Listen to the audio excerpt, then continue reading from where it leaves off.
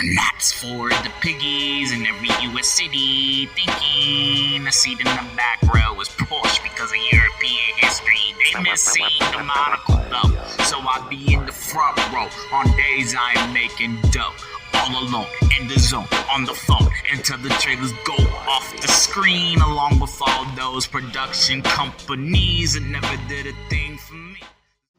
Though End of Oak Street is the type of family blockbuster that the box office clamors for, the problem with David Robert Mitchell's production is that after the credits roll, it'll be hard to remember his name. Why? Because End of Oak Street runs like it could have been directed by Spielberg or John Landis. Twilight Zone indeed. It doesn't help either that J.J. Abrams couldn't stay behind the scenes and just bankroll this production instead of enlisting himself as one of the better supporting actors in this film.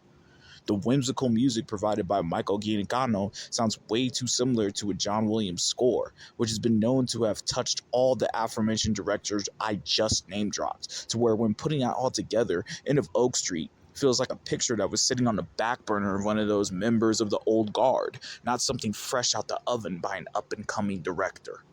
The setting has an 80s Michigan suburban backdrop, back when Chrysler cars were still made from steel and TV commercials had inescapable jingles. Not a bad place at all to stage a lost world lifted straight from the literary works of Sir Arthur Conan Doyle. The cast features a family spearheaded by an out-of-shape Ewan McGregor and a mom jeans-wearing, aged-out Anne Hathaway, who, along with their family, grew on me fast enough.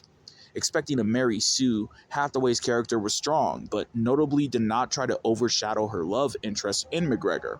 And their daughter and Maisie Stella was intelligent enough to investigate the moon landing and Carl Sagan, decades before YouTube. So kudos to Robert Mitchell for not going overboard with the feminism while still making the women, down to the Jesuit-educated Catholic schoolgirl portrayed by Jordana Alexa Davis, the most interesting people on the screen.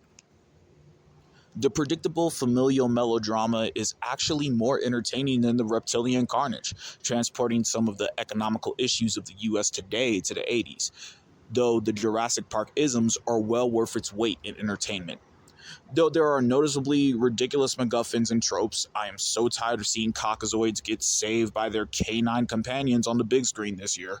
The consequences from the destruction in End of Oak Street are based in reality well enough that it surprised me that Robert Mitchell could get away with some of the gorier content with a PG-13 rating. That being said, End of Oak Street starts out as corny as any Spielberg or Landis flick of their era, but has enough wit, violence, and drama to separate itself just enough to make viewers do a double take. Plus, with a slim runtime, Robert Mitchell was brought to the big screen a feature that could have easily been extended to an epic, but graciously moves with the pacing of a 90-minute 2000s action flick. Anne Hathaway has been having a big 2026, and this is just another one in the can for her. But since the year isn't up, I can't say that this will be her best film of the year, nor can I say it will rank in her filmography above even Devil Wears Prada 2. This is because End of Oak Street, though entertaining enough as a popcorn muncher, still feels like low-budget Spielberg with that great value Williams soundtrack. Robert Mitchell's picture suffers from the same issue as Kirill Sokolov did earlier this year with They Will Kill You. Big-budget actress, blockbuster premise, Warner Brothers backing, but those influences just overshadow the presentation too much to fully be considered an original film, which negatively impacts its playback ability and completely destroys the opportunity for Oak Street to stay in viewers' memories. Pop your popcorn, that's for the piggies in every US city thinking a seat in the back row is Porsche because of European history. They miss seeing the monocle though, so I be in the front row on days I am making dough. All alone, in the zone, on the phone, until the trailers go off the screen, along with all those production companies that never did a thing for me.